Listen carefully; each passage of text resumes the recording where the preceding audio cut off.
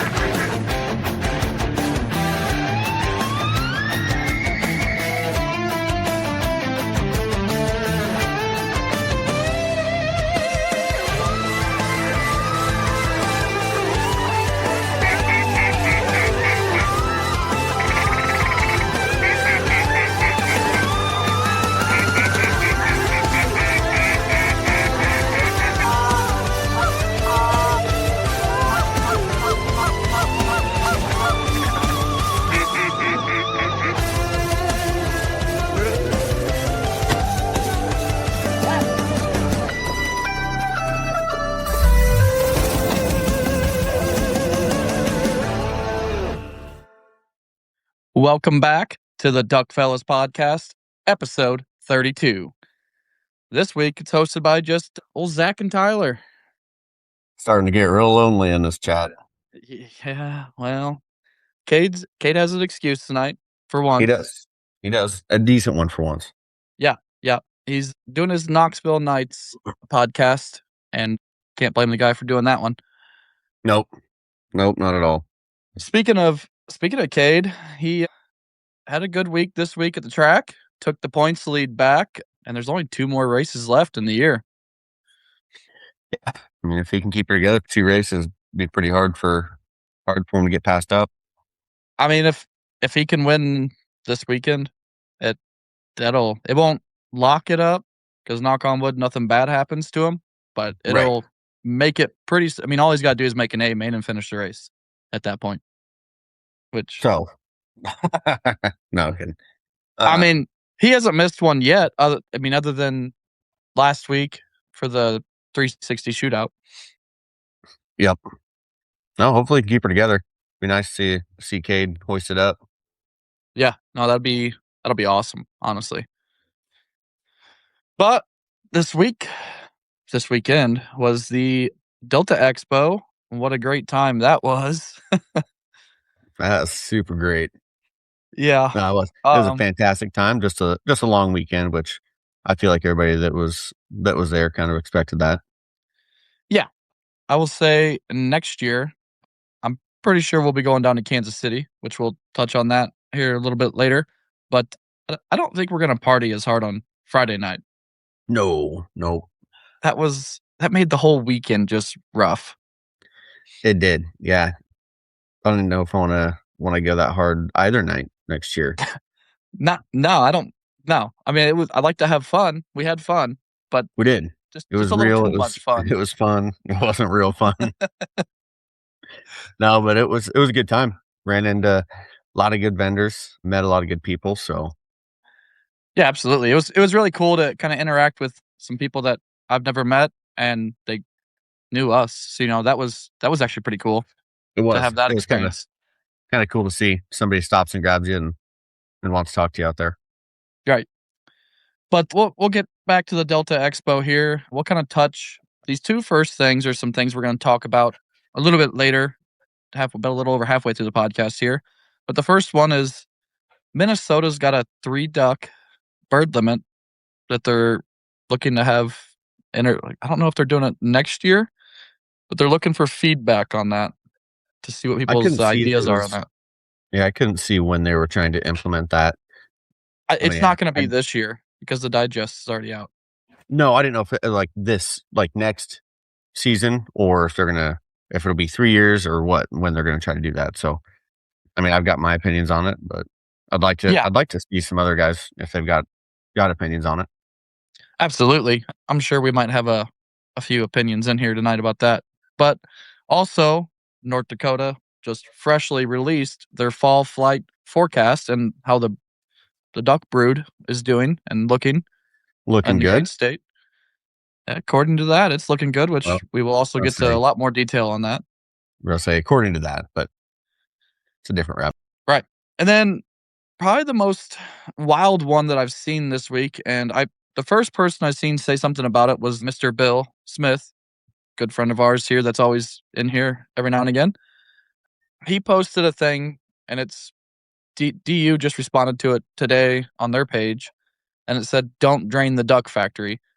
I see there's a proposal out there that would allow drain tile to lower water levels by up to a foot on protected wetlands, which that could be absolutely detrimental to the There's prairie a pothole region. there's a reason it's in a protected wetland. Well, I yeah, but it's protected, but still, I mean, even if they did go to drain that a foot, I mean, a lot of these potholes are only 6 inches, 8 inches, a What's a foot deep.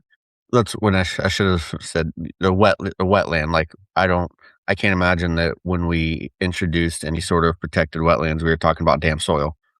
So, I mean, if you're gonna drain it all out, I feel like that, you're gonna defeat the purpose there. Yeah. I mean, I would say as a vast majority of us waterfowlers, we're very much against drain tile. I mean, it has a purpose, but it is killing our potholes. I mean, it's murdered Iowa's prairie pothole region. It's not even a thing anymore. It has, and it sucks because you can't I mean, I completely understand why we have or why they're getting put in place, and I can't blame anybody for taking advantage of it, but Well, no, if I it's was a farmer and my whole survival relied on getting as much crop as possible out of the ground, I mean, I Yep. get it.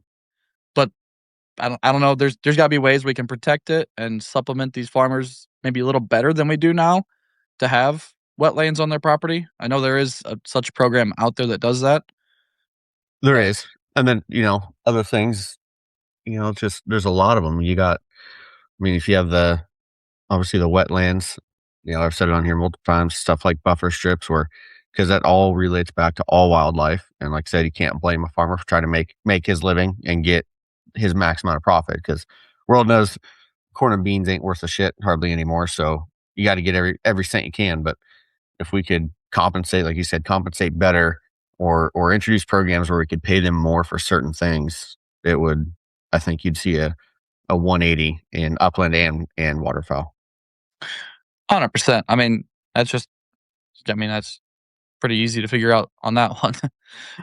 There's the main thing we can do right now I've seen is you can go to the federal register page for this topic, and you can leave comments on there and concern your opinions or voice your concerns and opinions to There help it is. prevent this from happening. Shut up. Yeah, I haven't read much into that bill. I know you sent it over today, and I haven't had a chance to look at it yet. Yeah, I haven't gone too much into it either. I've read a lot. I read Bill's post. Bill Bill Smith goes really in depth. If you don't follow Bill Smith and you don't know who that is, look him up, give him a follow, add him as a friend, whatever it may be on Facebook. He knows this stuff very early. Like he's on top of this stuff all the time. But I mean, Trent here said he's like, what about all the chemicals that are dumped into the waterways? And that's one of the Absolutely. things that w- I will was brought up for that still hasn't been funded. That we're still fighting in Iowa today. I will, and I mean, little different, right? We're talking tile versus runoff, but that buffer strip bill that they got shot down, I mean, that was there to help keep chemicals out of water. Yep. Iowa's nitrates level are through the roof. Again, not trying to blame a farmer for making his buck. You're trying to plant every acre you can. But if we can compensate and get that buffer strip, that would at least help. Obviously, it's not going to help with the water and the tile drainage and everything like that. But as far as chemicals getting in the water, that would help significantly if we could pay him to keep buffer strips in there. That's what it was introduced for, but got shot Right. down pretty quick. I mean, they still bring it up all the time. It's just there's always something stupid that's in there that the other side doesn't like. I So know they skip it. I think last time it got brought up, it got shut down pretty hard, and that guy got some not so lovely emails and Facebook messages. So it might Yeah. make him back here this year. Yeah. Well, I think it's gonna be all dependent on sorry. It's gonna be all dependent on this election coming up It's that we have. definitely gonna make it swing one way or the other. And do your research. Not gonna judge you for who you vote for, but do your research and make a conscious decision. Yep. Absolutely. I mean, it's a big one. I mean, it's the first change we've had in a while, and it's you vote the right way, a lot of things go in your favor. Vote the wrong way, a lot of things might go against you. I mean, just make sure, like you said, Zach, do your research. Make sure you know who you're voting for this election season, and yeah, who vote for who you thinks is going to be the best. But moving on, we'll kind of go into we'll kind of recap this Delta Waterfowl Expo that we went and experienced for. I think it was both of our first time at It that. was. It was pop the cherry for both of us. I think it was a good time. I will say there's a lot of good people, but it was also just slightly underwhelming, I think, for what my expectations were, just as far as numbers coming through the door. I didn't see a final count of numbers, but it never really felt like it was super packed. Like obviously Saturday was busy, but you didn't have that. I guess I expected like Iowa Deer Classic busy, to where you're, turning sideways to walk down aisles and fighting crowds and Yeah, I would definitely agree with you on that. I don't know. I feel like Iowa kind of failed a little bit on that. Like us waterfowlers and people that enjoy the outdoors of showing up. I mean, sure, I know there was people that traveled from all over the place to come there. So to see the people we did in there, and then also not see as many people as we've seen, like I, I don't know. I just kind of disappointed in the whole show. Like I think Delta did a great job at trying to put on a good show. I will say, I would I agree, I yeah. I think there was some top vendors that were definitely that skipped out that sucks. There was some vendors I was looking to see and kinda check out some of the new stuff that weren't there, and that was kinda disappointing as well. There was a couple big names in the game that I really expected to be there and have some cool stuff. I mean, obviously there was there was some cool vendors and big vendors that had some cool stuff, but yeah, like I said, there's a couple big hitters that I expected to be there that weren't. I wonder how much of an effect it has on well, this had on the show was that the Ducks Unlimited Ducks Unlimited Expo, holy cow, being next this coming weekend affected the turnout on just not just people traveling to the show and vendors, but just all around. You know what I mean? Yeah. No, absolutely could have. And, whether it makes a difference, they're gonna be in Memphis this weekend, right? So maybe they're instead of the southern crowd that is gonna travel up here for this, maybe they're just gonna say, "Hell with it, let's go." It's a 4-hour drive to Memphis the weekend after. So Right. I mean, if I'm being honest, and I live down south, and that expo was the next week, and I'd probably go to that one rather than drive, maybe 10 hours compared to 5. right, right. No, I would have to agree. But I mean, we said there's still some guys that traveled a long ways. Look Absolutely. at it. Like, who did we sit down with? The Filthy Spoon podcast. Yep. Couple We actually did a podcast with those guys. we did couple good old boys from Northern California, and everybody looks at we sat down and talked about it a little bit, but everybody looks at California as kind of with your nose in the air, but man, you get north of Sacramento and they're about just like us, you know? Absolutely. I mean, honestly, California gets a bad rap because of the major cities in Southern Cali. But once you get north of like Central Cali, I mean, they're no different than us. Most of them, for the most Yeah, part. I'd say the diversion's the same as it is here, between different points of view. right.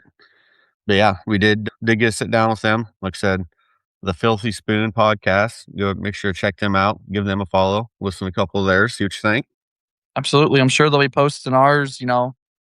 I don't know when it'll be. He didn't say when it'll be, but they'll be posting that sometime between now and the end of the year, probably. What am I doing? I have no idea. But yeah, so there was a lot of great vendors there. It was a good show all in all, but I will say a little bit disappointing. I had a great time getting to catch up with Jeff Foils and Cole Foils. So that was pretty cool. Went and got his Filthy Spoon hat. But Yeah, no, you got to represent. I was just talking about catching up with Jeff Foils and Cole Foils, how that was a great time getting catch up with them. I brought my Great for calls. you. I spent more money. Well, I spent some money too. Sheesh. Got a new shirt. Hey, I got a red one. Yeah. But no, it's awesome. They're always fun to talk to. I brought my calls with me. Told Cole, I was like, hey, I need some new reeds, need them tuned up a little bit. And he tuned them up, no problem. We sat there and bullshit for probably an hour. And, you know, it was a great time. I enjoyed talking to them for sure. Yeah. And speaking of Cole, third, right? Third place. Yep. Third in the double read calling competition. Good for Yep. him. Yeah. He did a hell of a job. I wish I would have been there like we had planned on to I watch that. know it's had some things come up, missed it, but that was one I was looking forward to. Wish we could have been there, but yeah, had to take care of a couple things. So Yeah. I think his name was it was Anderson Calls or Mike Anderson from Anderson Calls, something like that. That took first place. I watched the routine, listened to it. It was a hell of a routine. Guy did a great job. Cole nice, did as well, and I can't remember who got second, but honestly, they were all great callers. which is to be expected, right? I mean, yeah, at a national expo like that, it would be. You'd think. ZB's supposed to be out there competing, but somebody chickened out. I was definitely a little disappointed that old ZB didn't make it in the competition. Honestly, ridiculous. Chris Phillips was asking, "Were you like? Did you forget you were burning a pizza, and that's why you did take off real quick?" And Bacon for a BLT, actually. there it I is. did. There Have, it is. did have to run that out of the oven too. No, we got to meet up with Brett a couple times. Talk to him all weekend, off and on. He had a booth there. If you missed him, missed out on seeing some really cool mounts. Shame on you. Right. And you missed Yeah, out on entering the raffle. yeah. Sticker raffle, $5 sticker gets you 500 off a mount. He did it twice. He was only gonna pull one winner, and he pulled two.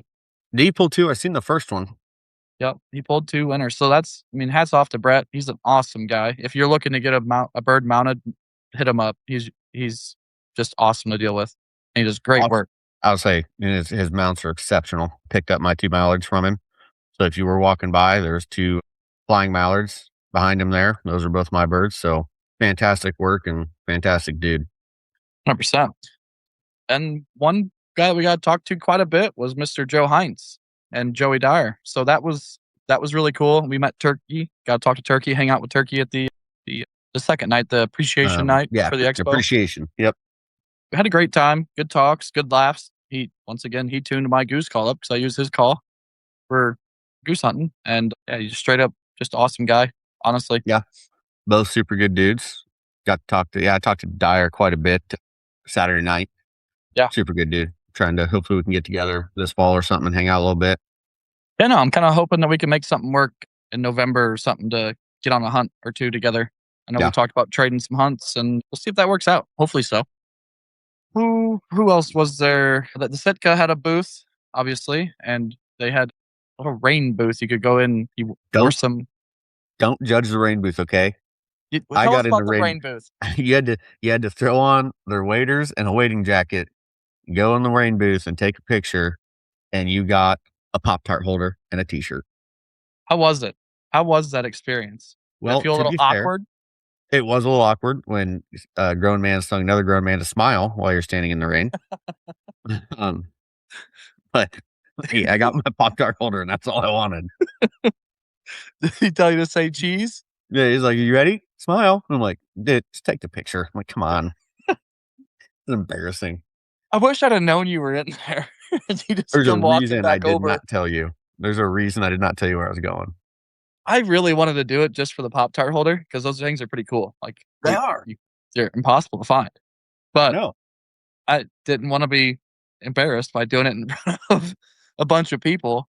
I definitely would have taken a picture and thrown it on the Duck Falls Facebook page if you would have been in there. By all means, and you had to have if it would Right. have happened. That's what I mean. I wish I'd have known you were doing it so I could have taken a picture of you and posted it. Oh, Oh, good times. But but yeah, got a T-shirt, got my Pop Tart holder for the 4 Pop Tarts I eat a year. 4? Yeah, that's about all. I'll get a box and I can't quite finish them. They're dry and pop them Yeah. apart. You gotta put them in the toaster and then put a little butter on them, on the brown sugar cinnamon ones. I'll make That sure that can we get a toaster in the boat this year that no, runs we off don't have a propane? no, Mm, no. skillet fried it is. We're always Hand out of fried Pop propane. Tarts. We are out of propane all the time. But I did stop by when they were doing their podcast Saturday afternoon. I don't know what you were doing, but I popped over there and listened to it for a little bit, and it was kinda neat to listen to the podcast they were doing live there. Which one? I don't remember which one it was. It was a Q&A one. Oh, okay. That was neat, and the cool part was is I can't remember his name from the Filthy Spoon, but he was actually on their podcast while we were recording a podcast with their other guy, and I can't Yep. remember either one of their I names, that Yeah, I if you feel guys bad. are listening, I'm so sorry. But so that's pretty cool that we got to do a podcast with them, and the one of them was on Delta's main podcast. Yeah, Like that'd be awesome to one day to get on that. that would be. He was up there with some big hitters and he was a good old boy too. And Golly. it was so funny. He come back Mm. over from that. He's like, I felt so weird. I don't know what they had me doing up there, but I'll take it. I love I loved it. He seemed like my or our type of people. They both did. But yeah, old boy's Yeah. wearing bib overalls and this hat and drinking a Coors Light. That part I kind of judged a little bit, but good for him. But hey, there's nothing wrong with a Coors Light. Okay. Get over it. Grow up. But yeah. Let me ask you a question. Out of all the booths there, let's take away our friends. What was your favorite booth at the expo? Like with Okay. just looks and everything. Oof. So like this is gonna sound bougie because that's kind of what it's geared towards. The decoy booth, they had them chairs set up and they were pouring everybody whiskey if you came over and hung out with them. So I was able to sit in a leather chair, have a bourbon, buy a sweatshirt and a hat.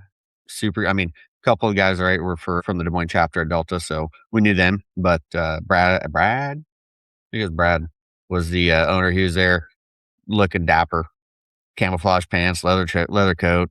That was a good looking booth.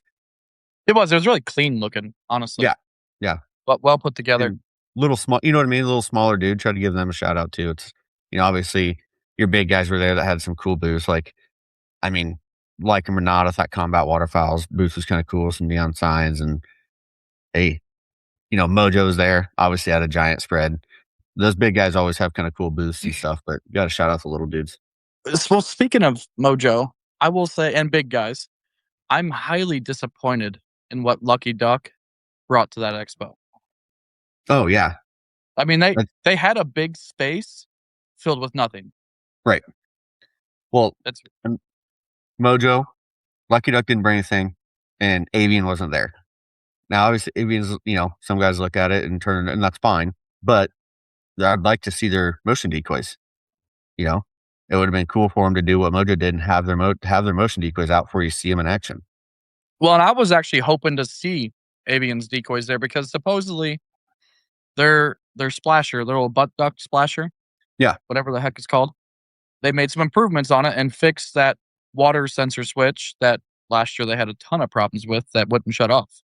Supposedly that's fixed this year, and they came out with a couple different models. I think, well, I know one's a black duck, and I think the other one's like a pintail, maybe, or something like that. So I was hoping to see those there, and I was highly disappointed that they weren't there. I was too. I'd like to talk about a couple of those big hitters that weren't there, and I don't understand why, but teach their own. Well, It's called the other one that I was really power surprised butt. that wasn't there is JT Calls, and he's, I mean, he's all over the place. He's always and he's even at the Deer Classic. He wasn't this year, but he even goes to the Deer Classic, so I'm kinda surprised he didn't have a booth there. Only reason I can figure is because of the Ducks Unlimited Expo next weekend, and that is closer to home for him, I believe, because I believe he's from Indiana somewhere. So I think Memphis is a little bit closer for him. I'm not 100%. I know he was at Squad Fest last weekend, which was in Missouri, St. Louis, Right. and then skipped out this weekend. So I wish I kind of knew why. I mean, I feel like there was more space in the expo hall, like for some booths. Not the main room was completely full, but Main the room the was, but the second room, I feel like there was room for more. There's yeah. still a lot of people there. By all means, it's awesome. Yeah, there was. A couple, yeah. Talked to a guy about some decoys. Pretty cool silo decoys, I thought, but Yeah, he yeah, kind of roped us in on that, didn't he? that was selling one-on-one. "Hey, I you guys mean, hunt? You guys goose hunt?" I instantly "Nope." said no. "Nope." "Perfect. Come check these out." And he still explained them all to us. So I mean, hats off to the guy. He seems super nice. And actually, like you said, those silhouettes kind of seem pretty cool. I mean, it's a I flat style. Yeah, I got his card here. I don't remember what the name of them Flat was. up, or Yeah, something up like that. down, something like that. But yeah, Yeah. essentially, instead of your silo this way, your silo's this way, and it has the print is the top of the bird, and then your stake is actually the beak that goes into the ground. Reversible. I think it'd be a kind of a cool addition to any spread if you're on any silos at all. Another one that is a big one that wasn't there that I was pretty disappointed about was Apex Ammunition. Yep. I mean, that's what I prefer to shoot. I switched to them, I think 3 or so years ago now, and I have never had a problem with their shells, and I was really looking forward to talking to them while they were there, and they weren't there. And Chris Phillips just said it top down decoys. Top down. That's what it is. Yep, yep. But no, I mean, Yeah. Apex there wasn't was there. Good. no, it's just disappointing. Some of those big guys weren't there. I'm trying to think of more. Was Higdon there? If they were, I If didn't they see were, I don't them. think I didn't see them. And I mean, I can't remember. They might have been with somebody in somebody's booth, maybe. But I don't. I know Bo Brooks wasn't there. Nope. I don't know. It was a good show, but I do think next year in Kansas City, I think they have a better chance at having a little bit more show out on that one. I would say. I Yeah. mean, I hope it so, was right? A little bigger. I mean, a little bigger city, but maybe a little close enough south that we're gonna get some of these guys. Um, that's what I'm kind of thinking. They move, 3 hours south, they have a better chance at more people from Texas and Oklahoma, Arkansas, Louisiana coming up compared to that extra 3, 4 hours for people driving. I mean, that's nowadays with fuel costs, that makes a big difference. it does, especially if anybody's, them guys are pulling trailers and shit like that. So, Yeah. we did run into.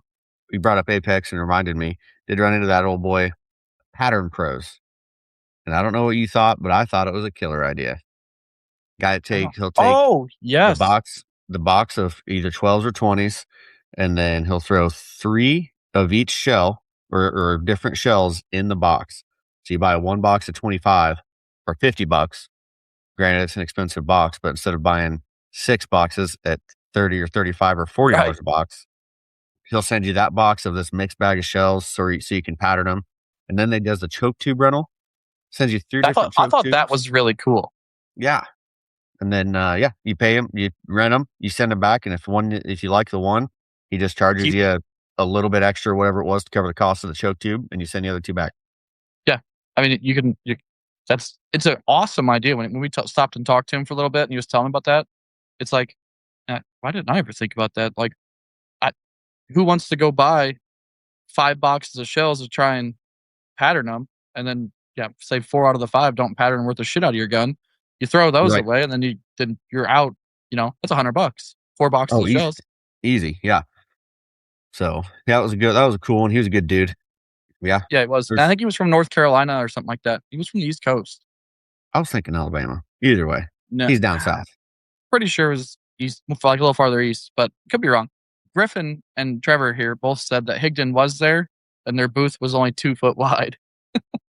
Probably why I missed it then. Yeah, and there was a couple booths like that that were just tiny. You know what I mean? Like, whenever you see that stuff and you think about it, you hear about it. It's like you think of this big booth with these big companies having all their stuff there, and not just having it all there to show, but also having some there to sell you. There was a Right. lot of people there that didn't bring anything they could sell you, and you had to order it, and they would ship it to you. It's like, oh, okay, yeah, I really didn't want to do that. I miss the old It days where you go to somewhere and you could buy something and walk out of the store with it that day rather than order it. Well, and I'm an impulse buyer. It's Yeah. like, if I'm sitting there looking at it, I'm like, "Oh, that'd be sick. I'll buy it." But it's like, "Hey, go to the website and order it." There's a 98% chance I will not do that. No, because I'll go home and I'll think about it and be like, nah, I don't need that right now. Yep. Yep. Maybe I'll order it later. I'll order it and it gets a little closer to season, then it gets closer to well, or then it gets to be seasons here. It's like, well, fuck it, maybe next year. I don't need that. I Yeah. lied. Yeah. Great show. Like I said, next year, Kansas City, July 23rd through 25th. Yep. So hopefully that one's got, again, I think it's gonna be a great turnout, but hopefully maybe a little bit bigger players there, a little higher numbers for attendance. Well, and it might help out that we might actually have a booth that one, so maybe that'll help attract some more people there. Oh, yeah, I'm sure about 1,500 people are coming through that door just wanna talk to Tyler and Zach. Who wouldn't? But we'll get our Pokemon cards for Pookie if he shows up to the expo. Ah, ooh, that's a good idea. Giving out Pokemon cards. We'll go through and hide one somewhere in a show. If you bring it to us, you get a signed Sitka butt plug. Absolutely. Sick. But no, I mean, it was a great time. Definitely look hopefully next year we can make it down there. Maybe even have a booth, kind of see how things go. Even Trent here and Trent's like, you got to have show specials. Luke said L&M Custom Blinds wasn't quite his L&M Custom Blinds. He built a blind for Brett this weekend, so that's why he's saying L&M Custom Oh, Blinds. okay. And then Chris, he said you had to order Gerber rigs because they really didn't have much there on Sunday, but they did have quite a few there on Saturday. Like the whole table was full, so maybe they Yeah, just ran out of what they brought. Maybe I don't know. they could have, but yeah, that's again, rigs or something that like if I'm in the moment, I'll buy a couple dozen, so make sure I've got them. If it comes season time, I'll be like, I'm just gonna run these same kinked up ones that I've been running, and it'll be fine. Well, right here, I kind of want to yell at this guy right here, Brett Bill Smith. He said it was a good show. He thought. Now you were here in Des Moines and at the show, and you didn't get a hold of us and tell us you were there. And don't lie, you didn't think. That's terrible. Ban that guy right now. I do want to say I'm not trying to say it was a bad show by any means. No, it was a Just good time, yeah, and there was a lot of stuff there. Like if you didn't go, you definitely missed out on something pretty neat that doesn't come around very often. But for what we were expecting, it was not as many people and not as good of a show. Like there was a lot of stuff there, but the lack of people that showed up was, I thought, not very good for what should have been there. yep, I would agree. Let's move on. Let's get into some of this Yep. Enough stuff on we the got on expo. tap here. Get into. I'm Yeah. gonna start with little North Dakota fall flight Fluff from that. forecast. Yeah. So this just came out today from North Dakota. It's pretty promising, a little bit exciting. It's kind of what we thought was going to happen this year with water, like them getting a lot of rainfall last year, halfway through the year, and that rainfall continuing through this year. So the duck brood numbers are up 55% from 2025, and North Dakota Game and Fish migratory game bird biologists expect a fall flight of ducks about 9% higher than last year, which is awesome news. I mean, you could take it with a grain of salt to a point. Obviously they know more than we do about it, but these are all estimations. But that's still exciting either way you look at it. Yeah, it gives you some hope. Gives you some hope for some better numbers. Whether it actually turns out or not, whatever. But if you can go into the duck season with little hope or luck on your side with that, then great. Absolutely. Yeah, that's what we're saying here. Yeah, so mid-July water index, we just talked about what kind of rain they were getting last year or late last year and then this year. So 2026 mid-July, it's up 36% from last year. Well, that's crazy. That's a lot. Yeah. We're saying, you know, additional, precipitation in the Devil's Lake area created excellent wetland conditions, which, Yeah, I'm sure it would. Well, it Instant also says instant there that the far northwestern got considerable rainfall, which when we were up there this fall, northwestern North Dakota was dry. Like, there wasn't very many potholes left up there. Oh, It was really? so dry. I wasn't up there with you. Remember, I wasn't invited? But it's because you're not cool enough to go on trips yet. Understandable. It's hard to argue with that logic. To get your shit together and we can figure that out. Obviously, you're not gonna go this year either because someone decided to try and have a kid right I before duck season. Yep. Well, It's I still might go. I'm not having it. Uh, That's true. but yeah, might be a difficult one this fall. But yeah, so, Yeah. like, temporary water was abundant in a lot of areas this year in North Dakota's long-term duck production. So it made a big impact, and it's allowing them ducks to have more water and places to spread out, get away from predators, and also not just be so crowded. I mean, when there's a lot of birds on one marsh, your production numbers are gonna be way lower. Yeah. Yeah. And if you want to talk about, I know it's not probably something you love to hear, but if you want to talk about what kind of birds where they're seeing the highest percentages, right? Like obviously mallards aren't listed, I know, but gadwall compared to 2025, gadwall's up 97%, pintails up 76%, redheads are up 76%, and they're saying that is the for redheads the highest recorded in the 62 years of doing the survey. Dude, that's wild that Gadwall had a notable increase of 97%. It's a lot of gadwalls. And I will say, whenever they implemented the 3 pintail limit this past year after having some down years, I was like, "Okay, well, that doesn't really make much sense when the numbers are down." But, I mean, from all the reports I've been seeing, it's been nothing but positive on the pintails this year in numbers wise. Yeah. Yeah, I think we looked at a few of them, and I think all of them have been positive growth for this year. Yeah, I mean, yeah, my favorite duck had a little bit of a down year again. I can't remember what we said. I think it Chips are was down? up from last year. Just shut up. I run a lot of coots over on accident. Yep. They just don't get out of the way. Well, they're dumb.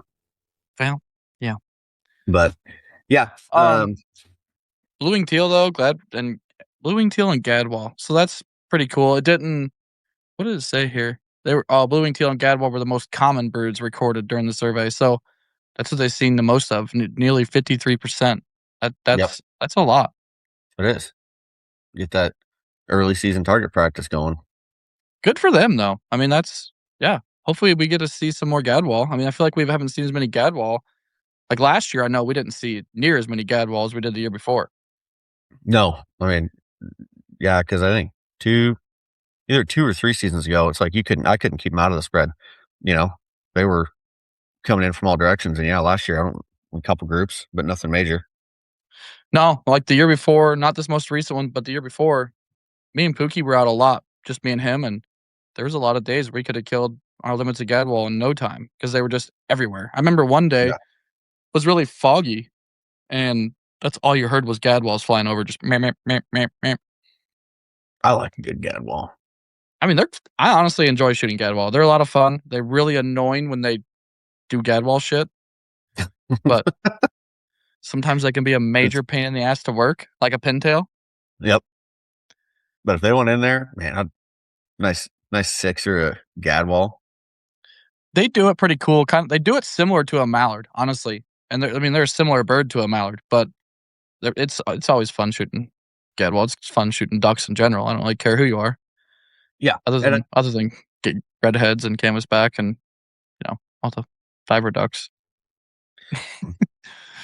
yeah, and I think, you get a nice Drake gadwall. I think they're a good looking bird too. I think they're underappreciated. Yeah, absolutely. Before we jump into the Minnesota stuff here, I wanted to, while we got some people listening, make sure if you're new here that you click the subscribe button, follow button, so you don't miss any of our live updates. And if you're listening on your preferred podcast destination, make sure you subscribe so you don't miss any new episodes that come out. We're getting close to some waterfowl seasons kicking off here. I mean, we're about just over 2 weeks away, so things are going to be starting to get interesting. We'll start having more and more hunting stories come out, and whatnot. That's when it's gonna So get real fun. Do it's some about lives to. from the boat. Well, we're pretty far away from that yet, but we're how was Brett? We're Sorry, getting I close to think this some early goose seasons. I think North Dakota's is August 15th, so that'll kick off. Not a lot of people go up there for it. It can be a lot of fun. it would be. I like good I mean, around here anyway, you find a nice cattle pond for an early goose. Man, they just do it dirty and dumb. Yeah, and let us know. Let us know if you're heading to North Dakota. Share. I mean, let us know how your hunt goes. Share. I mean, if you had a good time, let us know. I like hearing all the stories of a trip that either goes good or bad. Sometimes the bad trips are the funnest. Yep. But I yeah, think I've let's told more stories about bad trips than I have good ones, that's because you've had as a lot far more as bad ones than good killing ones. numbers. You walked Walked right into that into one. it. Dang. Shit. Dang, dude. Anyway, on to Minnesota. I'm done with you. Yeah, so Minnesota Fine. Minnesota is considering an alternative 3 duck bag limit. Obviously, South Dakota and Nebraska have already introduced this or offered it. Yeah, I don't know. What are your thoughts? Well, my first thought is there gonna be a restriction on hens for mallards, canvasbacks? I think redheads are what, 2 in the Mississippi Flyway? Yep. Are they gonna restrict that stuff? Because I how do you give somebody an option to shoot 3 birds of any sex or species of duck, but then a guy that wants to kill 6 ducks is held to these, stricter guidelines? Right. Because yeah, I think we did see Minnesota when they introduced it, it would have been 3 of any species and any sex, right? Yeah, so right on this line right here, it says under the new proposed system, hunters would choose between the 2 daily bag limit options before purchasing their license, which Nebraska, I know for sure does have this because I go there often. But the standard bag limit is the 6 birds with additional sex and species restrictions, as every other state has, and the Mississippi flyway and all the flyways. And then the alternative would be 3 birds of any sex, any species of any duck. Just have at them, burn them to the ground, kill all 3 Yeah. mallard hens. Fuck it. I th I mean, I would think I could be wrong, but I would think the majority of guys are gonna go 6, right? More birds and just follow the guidelines, but devil's advocate, and obviously I don't know with Nebraska already offering it, how many guys again, keeping honest people honest, but how many guys are gonna say, "I got the 3, I'm doing this 3-pack," and end up shooting 6 hens. They'll hide the 3 if you get caught with 3 or shoot your 3 and that stud drake that just happened to fly in at the last minute type deal. I mean, yeah. So, like, here's one of their quotes from the whole thing that for the reason why. It says waterfowl numbers have declined significantly within the past 20 years due to many factors, which that's been a known thing. I mean, duck hunters are a dying breed. It's been dwindling away. Public access has been dwindling away. But the many factors include varying bag limits for certain species and sexes of ducks. That complexity may be a barrier to new or inexperienced hunters, said the migratory game bird consultant Nate Huck. Duck identification can be difficult and could prevent potential hunters from getting into waterfowl hunting. Now, that I just don't agree with that. I mean, anybody that wants to get like I remember growing up as a kid. I mean, it could be different for me. I grew up waterfowl hunting. I didn't have a choice but to like it. If I didn't like it, I'd have been kicked out of the house. Right. Yeah, I'd have been sent to the home. But it's, it's not that hard to, especially with modern day technology, to learn a duck identification chart. Right, and I didn't grow up doing it like you did, so I will tell you, I'm still behind where you are on identification. There's definite times where I'm, like, kinda squinting up and I'm like, I don't know," or I'll ask you what it is, like, but Well, I'm learning. You right. still have to figure it out, like And that's part of the challenge, right? Part of the fun in it for me, because I mean, I'm not perfect. I don't know all the time what every duck is coming in, and sometimes I just don't shoot because I'm like, I wasn't sure what that was. right, and you know what? If you shoot a rainbow teal, sometimes things happen. No, I don't do that. Uh, but yeah, everybody's gotta learn, this is it's we're kind of circling right back into like a participation trophy thing. Like, oh, is it hard? Do we need to make things easier for you? Grow up, learn the ducks.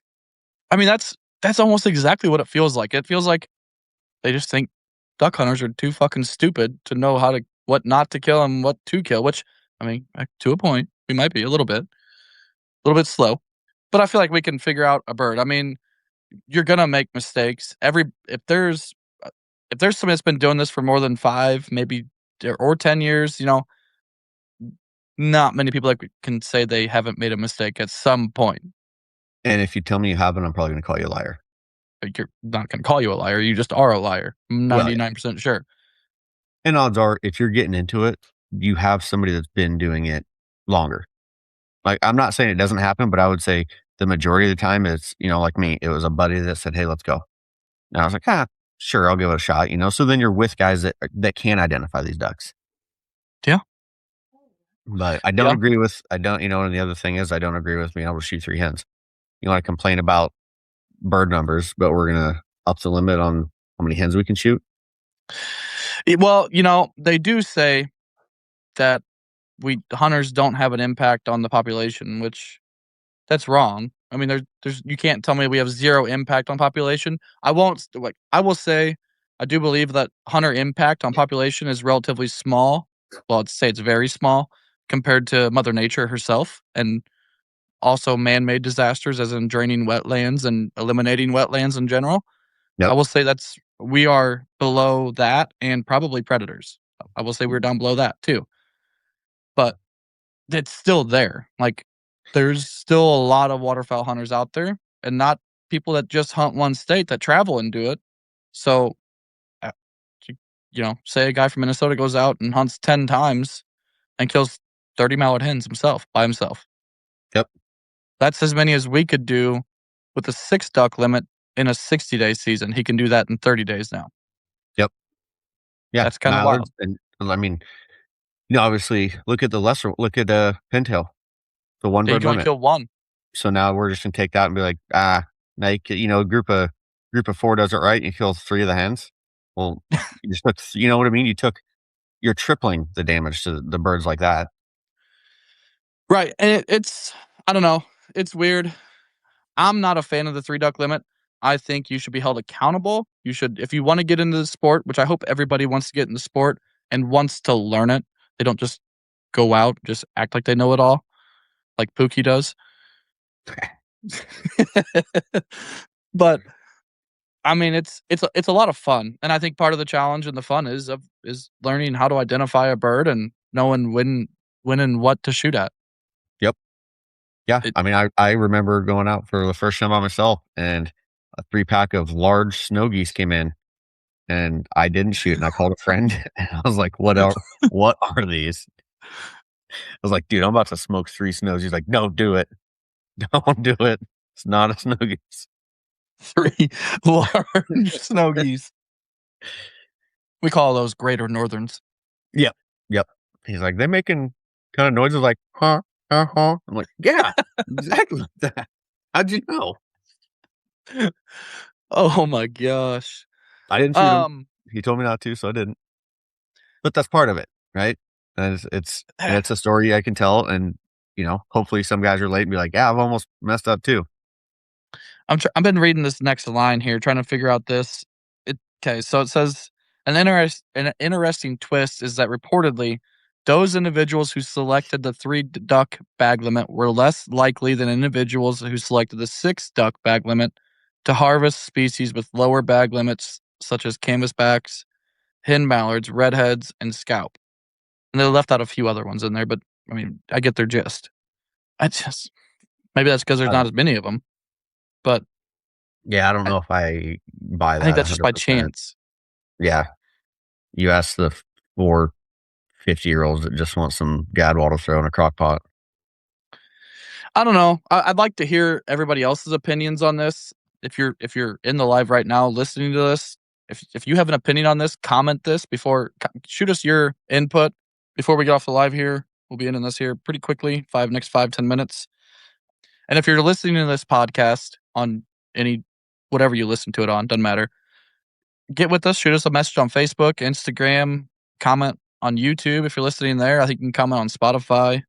Tell us your thoughts on this. I'd be curious to see what everybody's general thoughts are on that, not just ours, because I mean, obviously we're just two retards sitting in some chairs talking into some microphones. Right. And if you're going to give it to, if you're going to give us your opinion, that's great. And we want to hear it, but also you can do it through the Minnesota DNR as well. If you're passionate enough about it to let them know, you can say stuff until August 17th is when they'll.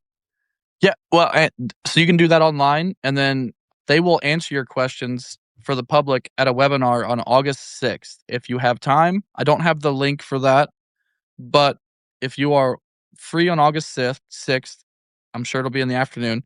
Look it up for the MDNR webinar, and you can get on there and ask them your questions live, and they will tell them to you or answer them to you. Go from there. I mean, obviously, if you're against it or for it, get online, voice your opinion, let them know what you think, because if you didn't voice your opinion and it goes through, don't want to hear you can't bitch bitch about it. Yeah. It's just one of those things. So if you don't like it, get the talk now or forever hold your peace. Because if you don't say nothing, you could have been the one person that could have helped change that from not happening or happening. I mean, either vice versa. Yep. But all in all, I feel like we've had a pretty good podcast here. Really, it's been a pretty informing one, positive one, really, with the fall flight forecast that was released from DU and not DU, but North Dakota today. Yep. So that's exciting. I'd said DU because I seen DU put it on Facebook today after I'd already seen from another friend of mine on Facebook that lives in North Dakota. Yeah, little positive note, little hopefully some pot. Not I don't want to focus on negatives, but a little positive on the expo as well. Some positive duck numbers, and obviously some potential changes. So a chance for everybody to kind of make your voice heard and give your thoughts on it. Absolutely. Like I said, if you live in Minnesota and you are for or against it, don't miss out like all of us waterfowl hunters do and put it off, and then you don't voice your opinion, and then you're all mad about it when it goes against what you wanted. Yeah, and then you're on the Iowa Waterfowlers page bitching.